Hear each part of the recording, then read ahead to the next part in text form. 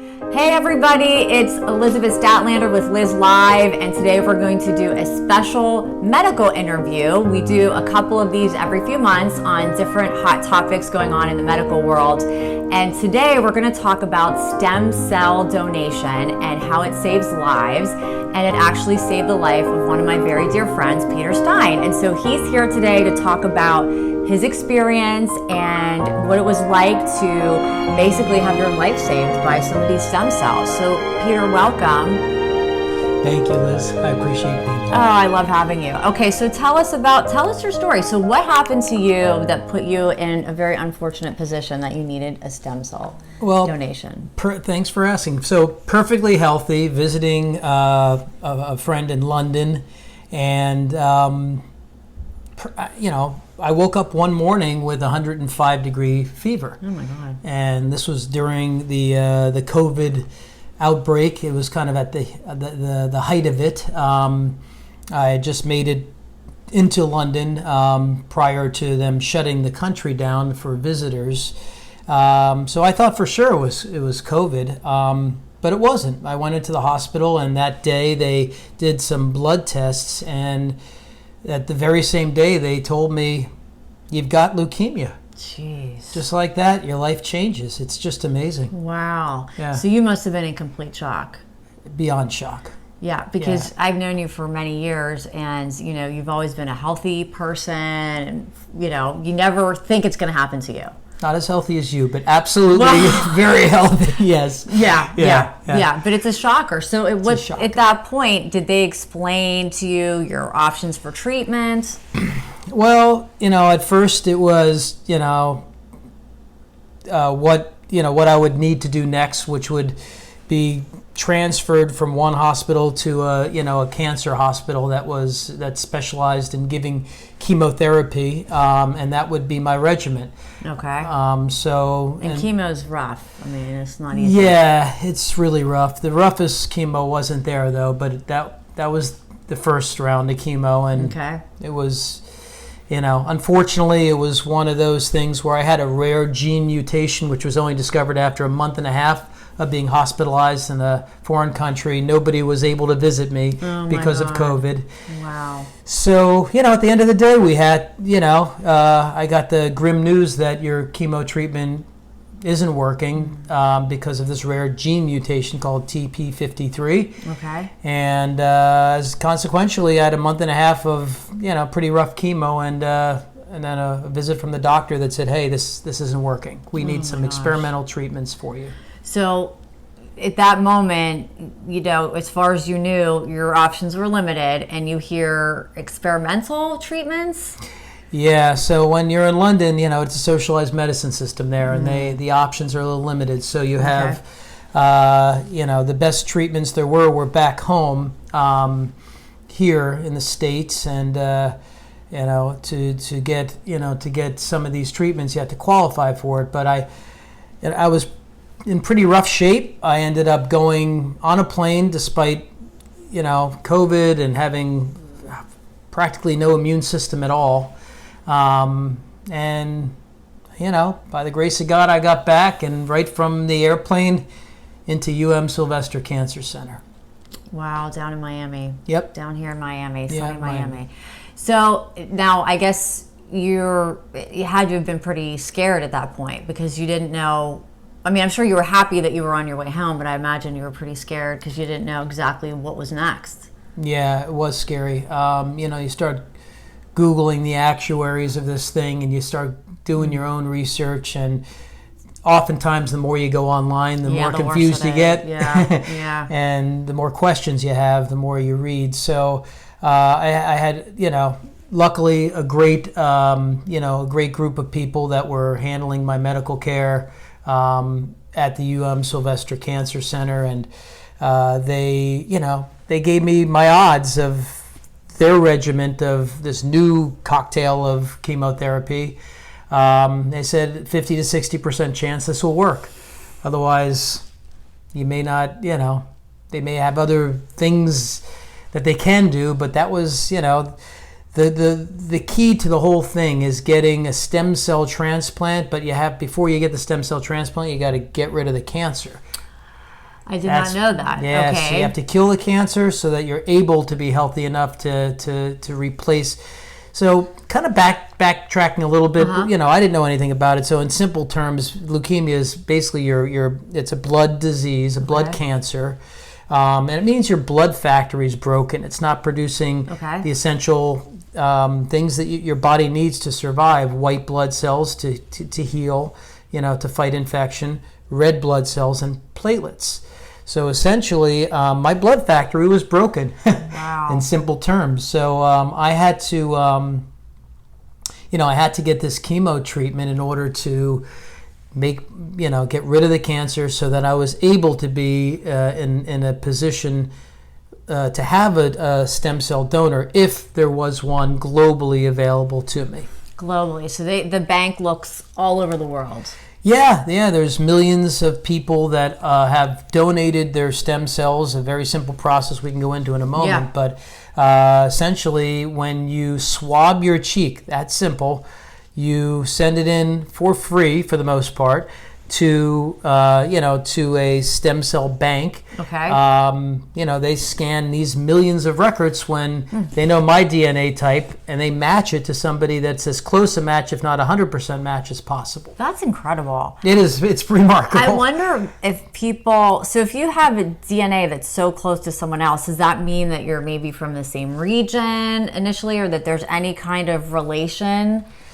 The relationship is typically by, the color of your skin typically, or if you're Latino, black or white. I mean, there's not a match of black to white or white to black or, or Latino to, or Asian to American, white. I mean, it's basically one of these things where, you kind of won the stem cell lottery if you're white, unfortunately. 77% of people that are white have a chance of finding a match. Okay. Sadly, if you're Asian, it's very, very little, or mixed race, 2 to 5%. Oh my God. If you're black, 25% chance of finding a match. Wow. Latino, about I think 33 or 37%. I'll have to look at that, but it's remarkable because and I guess you have more people that have donated stem cells that are white typically. Okay. So you have a bigger percentage in this pool of this database, depending on your race. Wow. So now, what about being Jewish? Does that narrow the pot for us at all? Yeah, well, being Jewish, it does help, because you have, you have, Eastern European, and so initially there was 3 people that were either 100% or 90% match of mine. One from Israel, that person didn't work out. Another from somewhere in Europe. So you do have a slightly better chance because there's more people that have donated that are Jewish and that are white and that are in this pool. Wow, that's interesting. It's fascinating. It really is. My goodness. So here you are, and the first round of chemo didn't work. Now you're into this experimental treatment. It's explained to you, and then you still had to do more chemo. Yes, I had to do the next round of chemo. Was very heavy, and it was toxic. I mean, it's chemo in general is tough, but this particular cocktail was really rough. Wow. How long did you have to go through that? I was hospitalized for the better part of 5 months. Wow. Between London and the United States. Wow. Yeah. Wow. So you got. And also keep in mind that no visitors can come right. to the You hospital. can't even, so you're very isolated. I was very isolated. I found it to be very, very troubled. It's tough. You're going through this. I would think so. My family wasn't there when I was overseas. The best communication and connection I had was through social apps. WhatsApp and video chat And so now you go through this really difficult chemo. Yeah. And then how did you know, at what point did the doctors come in and say, okay, Peter, you're good to go. We're ready to do stem cells? Well, you get these things called bone marrow biopsies. So the stem cell is the same as stem cell transplant is the same as a bone marrow transplant. You would think it sounds like a surgery where they're digging out marrow from somebody's bones and then they transplant it into you. Not so at all. And I'll get into that in a moment. But that it's a real misnomer. You think so. In order to do to see if you're free of cancer. They literally drill into a bone, typically in your back or your hip. Okay. And they pull out the marrow from there to see if it's cancerous. And you usually get the results within 5-6 days. But I have to tell you, the first time I got the bone marrow biopsy in London, it was torture. They didn't really know what they were doing so well there. Oh yeah, it was human torture for 30 minutes, which should have been. Now I know it's an easier experience because I had it 7 times, and each time that they go in, when I was back home, and they did it, it was not painful and it was an easy experience, but it was literally human torture when it's not done right. So, I can only imagine. It was I was screaming and crying in the emergency room in London. Here, thankfully, they did it well. Literally, they drill into your back, they pull out the marrow, and they examine it, and you get the results. So, good news was the doctor came in and said you're cancer free, you're ready for your transplant. That was a great day. Oh my God, that was a great day. But I still didn't have it that day, the donor. You still didn't. Okay, so now you go through all of this. You're climbing up this mountain and you're almost at the top. And then to get to the top, you need to find the donor. Yeah, well, luckily, I had a great transplant coordinator who, constantly was in touch with people within the database that were potential matches. They go right for, and if you're a match, it doesn't necessarily mean that's going to be your donor. That's what I learned the hard way. Right up until the last moment, probably, weeks before I was supposed to get a transplant, it was supposed to be a woman around my age, and for whatever medical reason, she didn't qualify because you have to take some additional tests. Even though you're a match, she stepped up to the plate, she was ready to donate, but she didn't pass certain medical tests. Okay. I'm sure they're strict about that. Yeah, you can't pass on a disease to somebody that already has a disease. You have to have, a clean bill of health. Is your family ever an option? Yeah, the first thing they do is they check your family. My family was not an option. And of course, immediately I'm like, it's my brother. He was a 0% match. Really? Yes.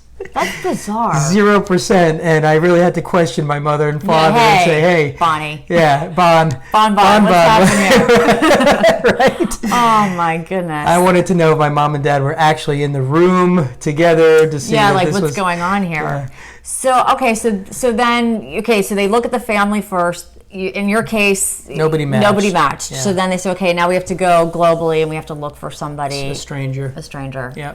And they found one woman and she just wasn't healthy enough to go through with it. Correct. And then what happens? Then, by the grace of God, we had one donor that was a match. 9 out of 10 match, which is fine. Okay. It's not perfect, but it's good enough for a transplant. And I got a transplant date. So after I was, I was discharged from the hospital after months of being in the hospital here, cancer-free. I was discharged for about a month and a half while I was waiting for that call that I have a donor. And then they set up a date for my transplant, which is now my new birthday. Oh, that's right. It was September 30th. Okay. So they actually call it your birthday, and they sing happy birthday to you because you're literally getting somebody else's stem cells. It's a beautiful thing. So, I have a real birthday September 25th, and my real birthday now is the 31st? September 30th. Yeah. The 30th. Okay, September 30th. Yeah. So the person, it was a male who was your match? Yes, it was a 32-year-old male, so I'm now 20 years younger. That's I was fantastic. 52 years old. Now I'm one of the perks of 32 stem years old. cell transplanting. Yeah, it really is. It really is. So, and do you know where he lives? Did they tell you where he lives or anything like that? So the only thing they can tell you, until which time 1 year passes. Now, it's been 105 days since my stem cell transplant as of this recording. Okay. So as of now, it's 105 days. At day 365, if both parties say yes, we'd like to meet each other, I can meet this person. Oh, wow, what an experience that's going to be. Wow. I can't wait. Oh my gosh, I bet. So we don't know if he's in the United States or we only know Japan. I mean, we know he's male, he's 32, and he's in the United States. He's in the U.S. That's okay. all I know. That's all you know. That's all I can know. So I have probably a stupid question, but I have to ask it. When the other person donates, how does it get to you? That's the most fascinating part. Okay. So to just be in the data bank, you swab your cheek and you send in the sample. That's it. That's it. That's it. So you literally have a chance of winning the lottery, essentially, to save somebody's life by simply swabbing your cheek. That's the most remarkable part for me because it's so easy to do. Right. And, at the end, I'll tell you, a website that you can go to or just text a certain number and you're able to literally swab your cheek. You're sent for free unless you're a certain age. Unless you're old. They send it for free. This kit, you swab your cheek, send it back in. So, but the process is even more remarkable too, because you literally, if you're called upon and you are a match, you've won the stem cell lottery. Both parties really are, because the donor is able to save somebody's life simply by doing something like giving blood. It's that, the process that they go through, the donor, is they go to a center, they sit there for a few hours, and they take blood from you and they spin it in this machine, which kind of spins out the stem cells, and then they pump it back into your other arm, your blood. So they take 5 liters of blood, they take it from one arm and put it back into the other. Oh my gosh. And essentially that's it. That's it. You go home, you eat a cracker, and you're done. You have a cookie and an orange juice. You're off, and you basically save someone's life. Saving somebody's life. Unbelievable. So, and then how do they transport it from wherever? So it's negative 70 degree Fahrenheit temperature that the stem cells are put in this cryogenic contraption. It's kind of cool. When I got my stem cell birthday, they wheel in this barrel, essentially like a barrel, and they have these gloves, and they take off the top of this, and you see all the vapor coming out from the cold, and they take out 8 plates, and inside those plates is a bag of what looks like blood, but it's stem cell. It's kind of like a orangey material, liquid, and they put it in a warm bath, and then they hang it on an IV pole, and that's it. And it just goes into it goes into a central port at that time. So you had a port. Yeah, okay. I had a central line in my chest. Okay. So it just goes right into my bloodstream, and did it hurt? No. Not at all. No, it wasn't.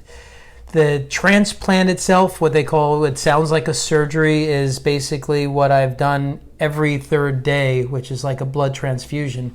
They just hang it on an IV pole. You just lay there and you think about your life ahead. Wow. Isn't that something? Yeah.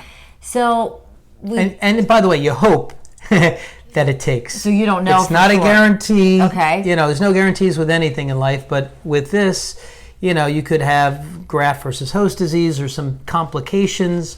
But again, I had a great team of doctors. Dr. Watts, which is my, the doctor that hands you off after he kills all the cancer, to Dr. Lakakis, who is an amazing and very, very smart, talented doctor, who's my transplant doctor. And if you have a good team of people that know what they're doing, you feel very confident. And I did. I just trusted that the whole process would work, and here I am. I'm alive 105 days afterwards. Amen. Yeah, amen is right. So how long from getting the transplant did you find out that it worked?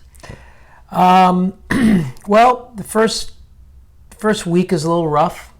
There's always graft versus host. You're going through a lot of, your cells are fighting with the new cells. Okay. Basically, the new cells are taking over your body, every aspect of your body. I mean, I could have grown red hair back, or gone from straight to curly hair, or really, yeah, it's pretty remarkable. It changes your DNA. Oh my gosh! So that's literally, I'm 20 years younger. I'm 32. That's fantastic. So if anyone's looking for any anti-aging products, don't get cancer because of this. Yeah, but this is stem cells. Stem cells do. Actually, they do this offshore, for allogenic stem cells. It's not FDA approved here, but there is a fountain of youth, in the stem cell world. And I'm sure. That's a whole different show. And I have heard of using stem cells in joints to rejuvenate. to rejuvenate muscles. And I actually used to go to a clinic when I was going through my autoimmune disease, and they did what I got on one side, and then the other side they did stem cell therapy. Was that from your own stem cells? It was like, I had nothing to do with it. But, no, they had to buy other people's stem cells. Gotcha. I remember it was a really expensive procedure, but it was only just for one little area. Right. Not like a full body situation like you have. So you then found out like a couple weeks later or a week later that you're good to go. Well, it wasn't quite a week. You're in the hospital for another 45 days. 45 days. Yeah, it's a lot of hospitalization.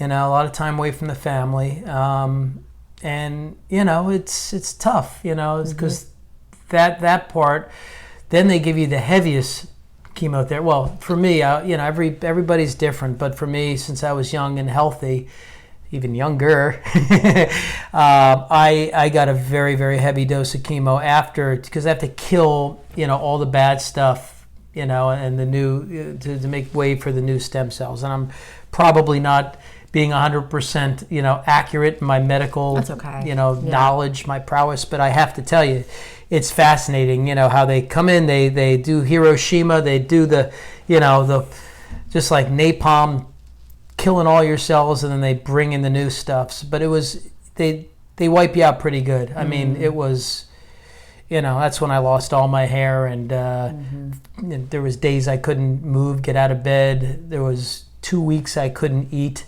You lose your smell, your appetite, everything tastes like metal. So that's from the chemo. Yeah, the chemo diet, shed some pounds off of me, at least 25 pounds. Not terrible. No.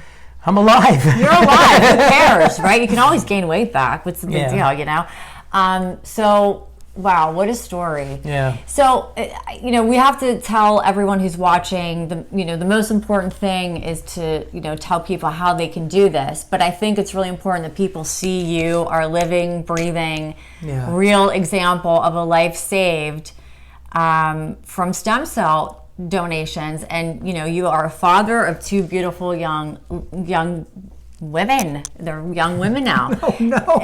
Or young girls, and it saved two little girls' father. Yeah. And so many people's son, your son, your brother, your friends. I mean, we play so many roles in our lives, and that little cheek swab keeps this person alive. And it's phenomenal. So we want to encourage people from watching this video to please just sign up. Peter's going to tell you how to do it, and swab and send in.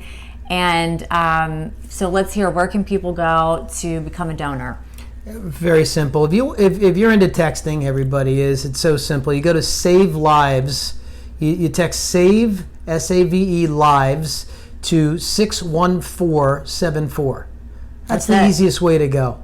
Okay. So Save Lives, text Save Lives to 61474. Or if you want to go online, you go to join.bethematch.org/Save Lives. And I'll make sure that I make a graphic for that, so that it'll be up here and everyone can see. Good. And we'll try and keep that up the whole time so people know. Okay. And that's it. So you swab, you register, you swab, you send, and that's it. And then if it says on the website, it could be weeks, it could be months, it could be 10 years before they call you. But the fact that you are being called means you have an opportunity to save someone's life, and there's living proof. There we go. And if you're called, you've won the lottery. You've saved somebody's life. You're actually step up and do it, when you have the opportunity to do it, because the day will come where I'm going to meet my donor. It's going to be a remarkable day. It sure is going to be remarkable. You better videotape it. Oh, I will. Liz Live will be there. You know what? I'm going to send you that video. Oh, I would love that. And we'll have a follow-up show. And I would love that. Yeah, what a great show that would be to have you two on together if he would do it. Of course he will. I would say, just guessing, 90% of people do want to meet their donors. The reason they wait probably a year is because, it doesn't always work. I know somebody that had the same procedure as me. She didn't make it. Yeah, geez. And you don't get two kicks at the can with this. It's somebody else's stem cells, and it's one kick at the can. And there's a lot of things you could try to do. It was with the same doctor too. Wow. So Wow. It's a. But if you make it a year, there's a very, very good chance exponentially that your life increases, and you could. I will live a long, healthy, full life. With this new stem cell. It's a new lease on life. It really is phenomenal. Yeah. Wow. So I guess that my final, question. I'm sure everyone watching is going to be wondering, how has this whole experience changed your perspective on life? I think the biggest one is not to waste any time with things that don't make me joyful. Okay. I mean, obviously this, promoting this Simply Save Lives and, paying it forward to help hundreds, even one person. We save their life from this. That's huge. It's big, but my goal is to help other people. So that's one thing, but really don't waste time. Okay. Time is precious. You don't know how long you're here on earth, and take each day as a gift. Yeah, as a present, because you just never know. You never know, but you made it. You made it. I'm so happy. Yeah. I'm so happy. And by the way, there's a lot of children that are afflicted, young children that are afflicted with this leukemia. Yeah. That's why you see the St. Jude's Hospital commercials, and they're sitting there beautiful waiting for children. their stem cells, and wow. there's they're looking for matches too. So don't just look at this old guy and say, hey, it's not just a 52-year-old you're saving. There's a lot of young kids that don't have a chance at life. They're just beginning. Yeah, I know. My little cousin died of leukemia. But he had he had a lymphoblastoma. Oh, yeah. And went through hell with that. And, I think the general public's probably so far removed from pediatric cancer. It's not something that people like to talk about, and, but it's very much there. And this is something that can help the children too, which is fantastic. Oh yeah, it can. This it's so easy. This can save anybody's. It doesn't matter how old or young you are. If you have cells in your body and you're healthy, you can swab, and it's just so simple. You just go to go to that and text that code into your phone, or go online, and it's just, you get a kit, you swab your cheek, and that's it. That's it. It's and so simple. You're teed up to be called one day. I think it's such an incredible way to pay back, because life is a gift in general. So if you just are lucky enough to have the gift of life, why not pass it on? Absolutely.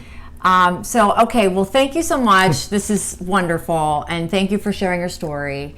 And we hope that we've touched you in some way, and that you will call the number on the screen, share this video with all of your friends on Facebook, on Instagram, wherever you do your social media. It's all good, anywhere, and get the word out. And you can always contact Actuation Counseling, and I can put you in touch with Peter, or I'll try to direct you as best I can to the right place to go. And I also read on the website, Peter, they have events, match-up events, where the organization might say, hey, we're going to be in Miami, Florida at the, Houston's restaurant, and everyone who shows up there between 12 and 2 can, swab their cheek and have a cookie and a juice. That's right. Well, I have to tell you, it's been because of COVID that the matchup event. What do they call them? I think they're called matchups. Matchup events. They've been limited. I see.